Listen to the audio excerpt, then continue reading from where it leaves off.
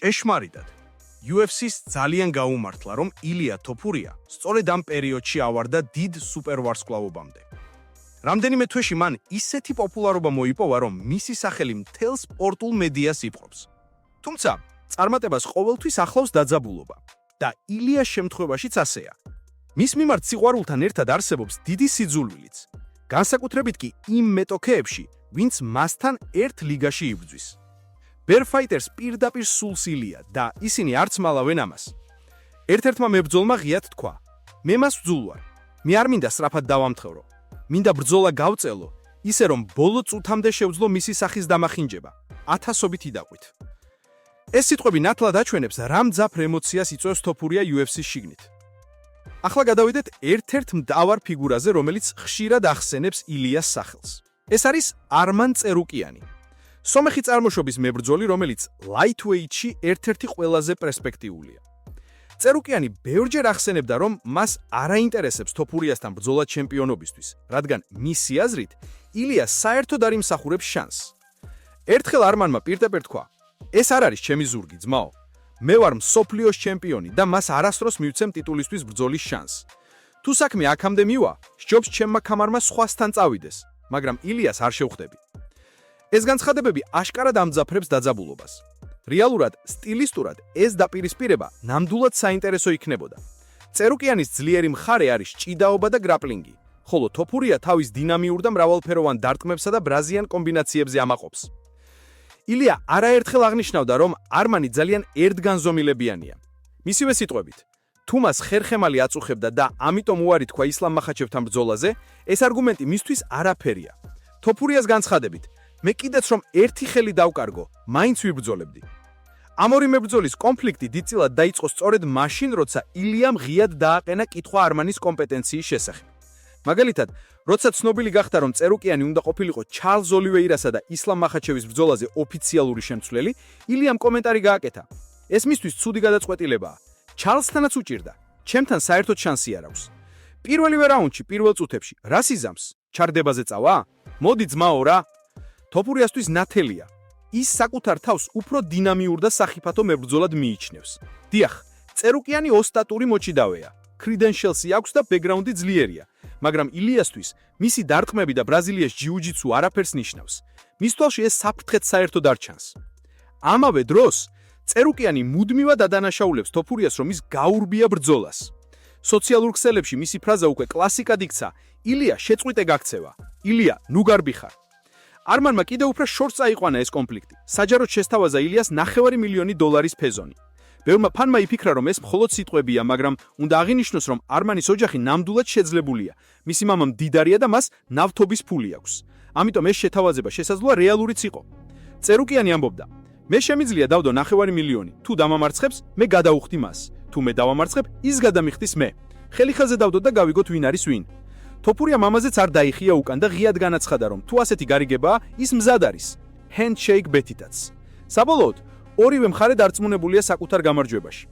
წერუკიანი თulis, რომ პირველივე რაუნდში ილიას მიწაზე გადაიყრის და იდაყვით დაასრულებს და ბრძოლას შეწყვეტინებს მსაჯეს, ილია კი ფიქრობს, რომ მისი დარტყმების სიძლიერე და სწრაფი ჩარევები სომეხ მებრძოლს შანსს არ დაუტოვებს. საინტერესო ისიც არის, რომ წერუკიანი ღიად აცხადებს, რომ ილია ისლამ მახაჩევის წინააღმდეგ საერთოდ ვერაფერს გააკეთებდა.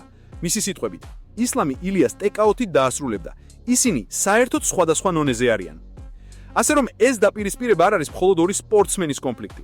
ეს უკვე გადაიქცა ორ ეროვნებას შორის სიმბოლურ ბრძოლად, ქართველისა და სომეხის. ქართველი გულშემატკივრები ბოლომდე გვერდით უდგენან ილიას, ხოლო სომეხი მხარე წერუკიანს. სწორედ ეს ფაქტორი ამ ბრძოლას კიდევ უფრო დიდ ინტერესს ძენს. ახლა გადავიდეთ კიდევ ერთ მნიშვნელოვან ფიგურაზე, რომელიც მუდმივად ეჩხუბება ილიას. ეს არის პატი პიმლეტი. ბრიტანელი მებრძოლი, რომელიც UFC-ს lightweight დივიზიონში აქტიურად მოღვაწეობს, ცნობილია თავისი უშუალო და არანორმალური ქცევებით. მისი კონფლიქტი ილიასთან მრავალწლიანი ისტორიაა. ყველაფერი დაიწყო მაშინ, როცა პიმლეტი Twitter-ზე ღიად აკრიტიკებდა გურამ კოჩის პოზიციებს, შემდეგ კი უხეში განცხადება გააკეთა ქართველებზე. "ბიჭებო, რამდენად გულფყვილონი არიან ეს ქართველები. რაშიც არ უნდა ეჭვი შეიტანო, რუსები მათ გზას ყოველთვის პოულობენ." ამის შემდეგ პიმლეტმა თავისი ტვიტი წაშალა და თქვა, რომ კონტექსტი ვერ გაიგო, მაგრამ ზიანი უკვე მიყენებული იყო. UFC London 2022-ის დროს ილია პირდაპირ შეხვდა პიმლეტს სასტუმროს ლობისკენ და სწადა შურისძიება. აქედან დაიწყო საკულტო შემთხვევა, როცა პიმლეტმა ილიას ხელის სანიტაიზერის ბოთლი ესროლა, რის შედეგადაც ილიას მიარქვეს მიკრონიკური მეტსახელი hand sanitizer boy. ამის შემდეგ ორივე მებრძოლი ყოველი შესაძლებლობა იყენებდა, რათა საჯაროდ დაეცინათ ერთმანეთს სოციალური ქსელების და ინტერვიუების საშუალებით. პიმლეტი მუდმივად ცდილობს აჩვენოს, რომ ილია მას ეშინია. ამასთანავე პიმლეტი ღიად აცხადებს, რომ თუ ილია მისკენ გამოვა, ის არ ჩერდება და ყველაფერს გააკეთებს, რათა დამახინჯოს ქართველი მებრძოლის სახე. სულ ვარის. მე არ მინდა სწრაფად დავამთავრო, მინდა ბრძოლა გავწელო. ბოლო წუთამდე დავცემო ილიას 700 ჯერ იდაყვით. ვანახადო ყველას როგორ უნდა დამარცხდეს. ამ კონფლიქტს სოციალურ ქსელებში უამრავი მიმაგრება ახლავს. პიმლეტი პრაქტიკულად ყოველდღე ავრცელეს პატალა ციტატებს, კომიქსებსა და ჩალიჯებს ილიას შესახებ. ილია კი არ ჩერდება და საპასუხოდ ასევე საჯაროდ ანხორციელებს კადრებს, სადაც გამოხატავს მზადყოფნას ბრძონისთვის. ეს დაპირისპირება უკვე კლასიკურ დაპირისპირებად იქცა MMA სამყაროში. ილიას გულშემატკივრები ქართული მხარეს სიმბოლოდ აღიქვამენ, ხოლო პიმლეტის მხარე ბრიტანული სტილისა და ფავდაჯერებულობის სიმბოლოდ. სასაცილოა, მაგრამ დაპირისპირება ზოგჯერ ფიზიკურშიც კი გადადის. პიმლეტი ხშირად ატყობინებს, რომ მზად არის ილიას პირისპირ შეხვედეს და სახეზე მიახინოს მისი ქცევა. ერთ ინტერვიუში პირდაპირ თქვა: თუ მას ვნახავ, ვკითხავ, ვინ არის? ცემ რომ ყველას თვალში ჩავასახო სიმართლე. ის ძალიან პატარაა ჩემთან შედარებით, ხოლო მე უფრო ფართო და ძლიერი ვარ. გარდა ამისა, პიმლეტი ძალიან ხშირად ახსენებს ილიას ჩასახლებას კონკრეტულ ქალაქებში, განსაკუთრებით კი ევროპაში, სადაც ორივე მებრძოლი აქტიურად იბრძვის. მისი სიტყვებით ბრძოლა შესაძლოა არანორმალურად ხისტი და სახიფათო გახდეს. ეს ძალიან ცუდად შეიძლება დასრულდეს. ილიამ ჩემთვის მხოლოდ პრეზენტაციაა. მზად ვარ გავანადგურო როგორც შიგნით, ისე გარეთ. პიმლეტის მხრიდან ეს ყველაფერი არ არის მხოლოდ სიტყვები. რამდენიმე ინტერვიუში მან ღიად განაცხადა, რომ მზად არის ფსონებიც დადოს, რათა ილიას დაამტკიცოს მისი სიძლიერე. მან აღნიშნა, რომ მზად არის $900,000 დადოს, რათა ნებისმიერი შედეგის შემთხვევაში ბრძოლა რეალური მნიშვნელობით გაგრძელდეს.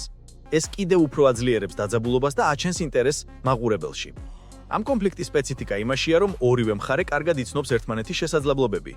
პიმლეტი დარწმუნებულია, რომ ილია მას ვერ დაუპირისპირდება ფიზიკურ ძალად, ხოლო ილია თავისთავად ფიქრობს, რომ პიმლეტი ვერ გაუძლებს მის დინამიურ დარტყმებს. ამის შედეგია მუდმივი ფსიქოლოგიური ომი, რომელიც გადადის ინტერვიუებში, სოციალურ ქსელებში და პირად კონფრონტაციებში. ზოგადად პიმლეტის და ილიას კონფლიქტი კიდევ უფრო მიმზიდველს ხდის მათი ბრძოლების მოსალოდნელ დასკვნებს. როგორც სპორტსმენების, ასევე გულშემატკივრების თვალსაზრისით, ეს დაპირისპირება ქმნის ნერვულ და დრამატულ ატმოსფეროს. პიმლეტი არ უარს ამბობს შეწინააღმდეგებაზე. ილია მუდმივად ემზადება და საბოლოოდ მაყურებელს ელოდება ძალიან ნამდვილი, უხეში, ენერგიული ბრძოლა.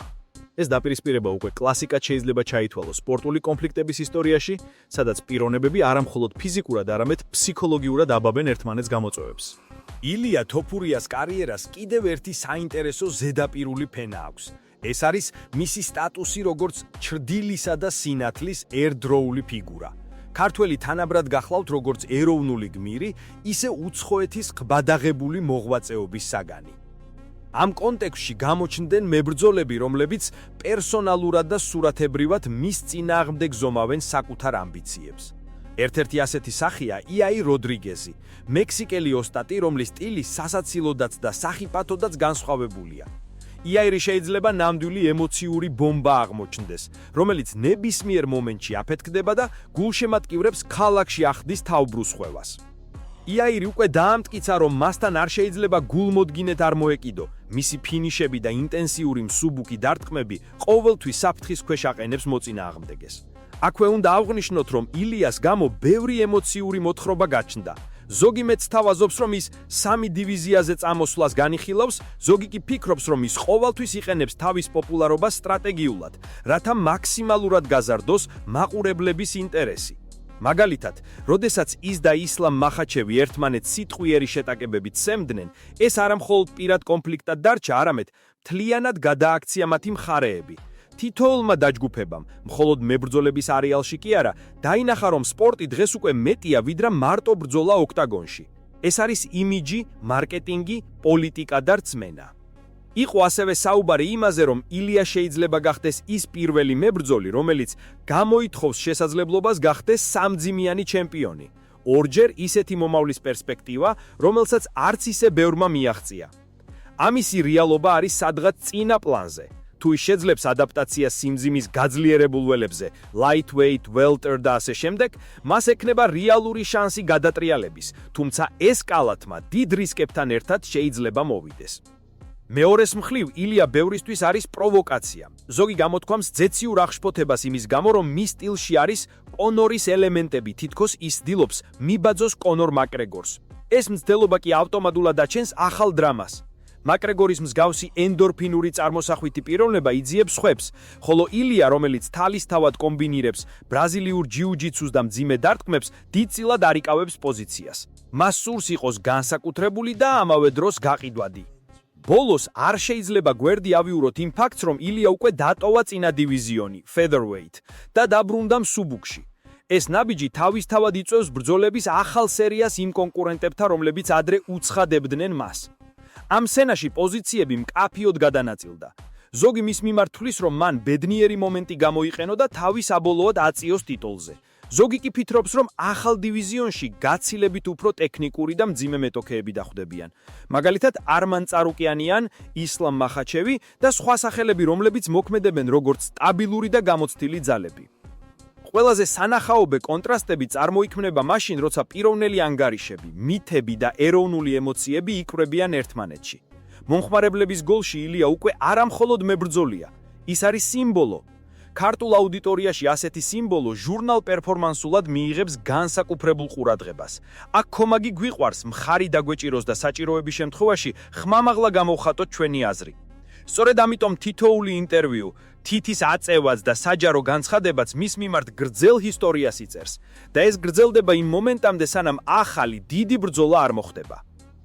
ამ თავის ახალ ფაზაში ფანები, ჟურნალისტები და პრომოუშენებიც თამაშობენ მნიშვნელოვან როლს.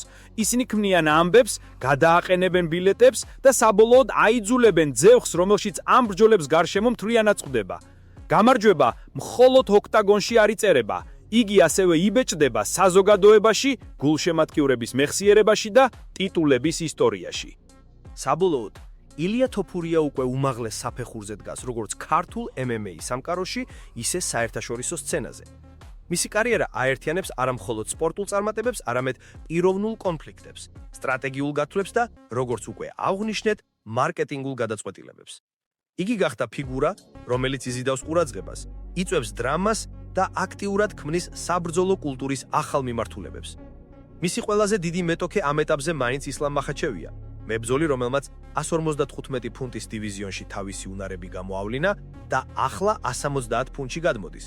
მახაჩევი იცის, რომ ილიას წინააღმდეგ ბრძოლა რთული იქნება, რადგან თოფურიას სტილი დინამიკურია, მისი დარტყმები ძლიერია, ხოლო სტრატეგია მყარად გათვლილი. ამის მიუხედავად, ორივე მხარე აჩვენებს, რომ მზად არის კონკურენციისთვის, რაც კიდევ უფრო აძლიერებს მაყურებლის ინტერესს. პარალელურად, ილიას წინააღმდეგ სხვა მებრძოლებიც აქტიურად გამოდიან. არმან წერუკიანი, რომელიც მუდმივად აკრიტიკებს მის ტექნიკას, პატი პიმლეტი, რომელიც საჯაროდ ცდილობს მის დამცირებას და კონორის სტილის მიმსგავსება, რომელიც ცდილობს საკუთარი მნიშვნელობა დაამტკიცოს ილიას წინააღმდეგ. თითოეული მათგანი თავისი მიზეზით აძლიერებს დაძაბულობას, ზოგი სპორტული მიზეზით, ზოგი პირადი ამბიციების გამო, ზოგი კი უბრალოდ მედიის ყურადღების მიქცევისთვის. ქართული აუდიტორიისთვის ილია განსაკუთრებულ მნიშვნელობას ატარებს. იგი სერიებით ხდება ეროვნული სიმბოლო, ქართველი მებრძოლი, რომელიც საერთაშორისო სცენაზე აწესრიგებს თავის სახელსა და ნიჭს. გულშემატკივრები მის გვერდით დგანან როგორც ფსიქოლოგიური მხარდაჭერისთვის, ისე სპორტული სიამოვნებისთვის. სწორედ ამიტომ თითოეული მისი ბრძოლა, თითოეული ტიტული და თითოეული გამარჯვება კიდევ უფრო საინტერესო ხდება ქართულ და საერთაშორისო MMA საზოგადოებაში. ილიას მომავალი პოტენციალი ასევე უკავშირდება სამ დივიზიონში გამარჯვების შესაძლებლობას.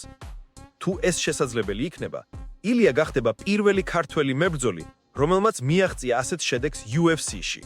ამასთანავე, მისი ურთიერთობები სხვა მებრძოლებთან, როგორც პირადი ასევე სტრატეგიული ქმნის მუდმივ ინტერესს გულშემატკივრებში.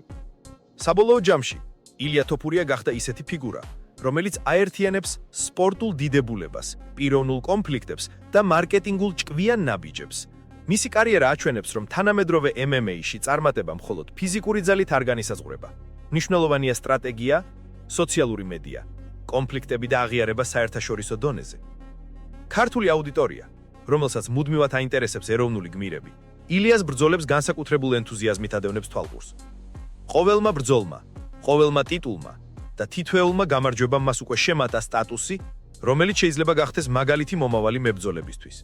საბოლოო ჯამში, ილია თოპურია არა მხოლოდ მებრძოლია, არამედ სტრატეგიული და ინტერნეტული ფენომენია, რომლის მიმზიდველობა გარანტირებული აქვს მომდევნო წლების განმავლობაში.